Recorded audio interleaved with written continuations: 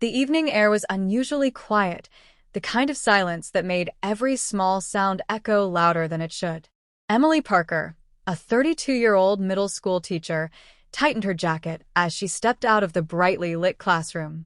She had stayed after hours to help the janitor, Daniel Harris, organize supplies for the upcoming school event.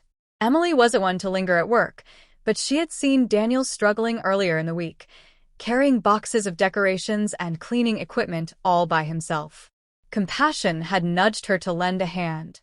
At first, it was light-hearted work. They shared stories about their lives while sorting boxes in the gym storage room.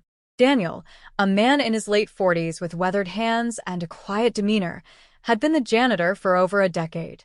He wasn't much of a talker, but around Emily, he seemed more open. He talked about his younger years, his struggles, and the way the school had become more than just a workplace. It was his anchor. Emily listened with empathy. She knew what it was like to feel tied to one place. After her divorce 2 years ago, work had been her lifeline. It gave her structure, a purpose. Maybe that's why she stayed late that night. Not just to help, but to feel connected. By the time they finished organizing, the hallways were deserted. The last flickers of fluorescent lights buzzed above, casting long shadows that stretched across the tiled floor. Emily glanced at the clock on the wall. It was past 9. "I should get going," she said, brushing dust from her hands. Daniel gave a slow nod, his expression unreadable. "Let me walk you out." They stepped outside into the schoolyard, where the chilly breeze rustled the trees. Emily headed toward the main exit, but before she reached the gate, she heard the unmistakable sound of a lock snapping shut. She turned. Daniel stood there, holding the gate's chain. His face was shadowed, but she could see the faint outline of a strange smile. "Daniel?" she asked, her voice catching. He leaned closer, his tone calm but unsettling. "Nobody's coming tonight." Emily's pulse quickened. A dozen thoughts rushed through her head. Was he joking?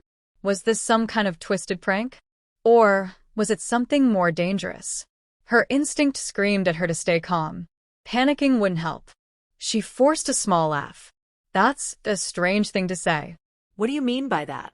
Daniel's eyes narrowed. "I just mean it's quiet. No one's here to interrupt. No one's around to bother us." The way he said it made Emily uneasy. His words could have been innocent, but paired with the locked gate, they felt threatening. She took a small step back. "Well, I really do need to get home. My sister's expecting me." It wasn't true. Emily lived alone, but she hoped the lie would make him open the gate. Daniel tilted his head, studying her. For a long moment, neither spoke. The silence was so heavy Emily could hear her own heartbeat. Then he finally chuckled. "You worry too much. Relax. I just didn't want anyone wandering in while we're here. You never know who might show up." Relief washed over her, but it didn't last.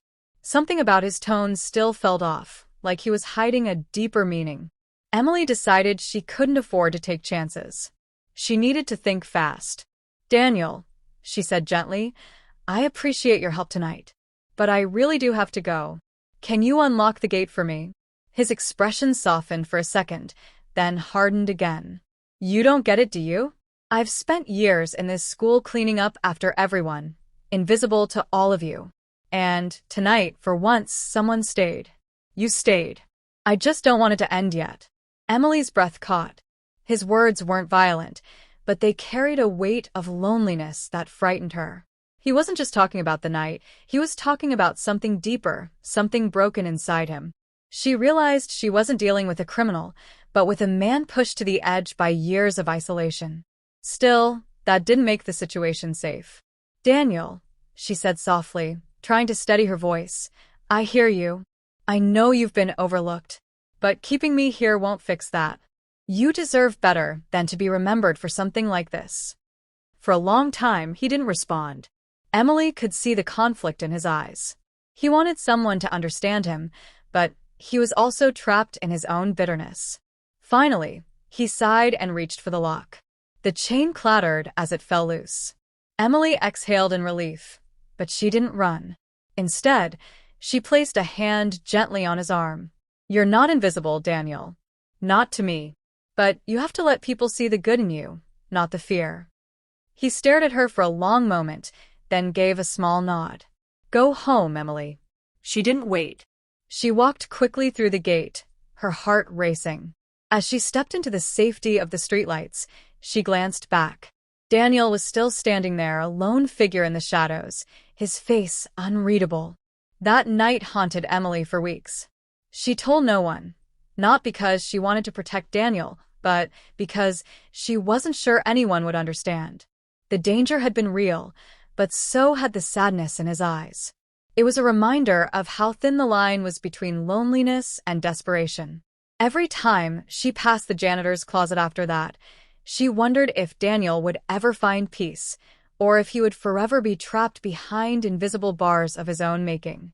And she never, ever stayed late at school again.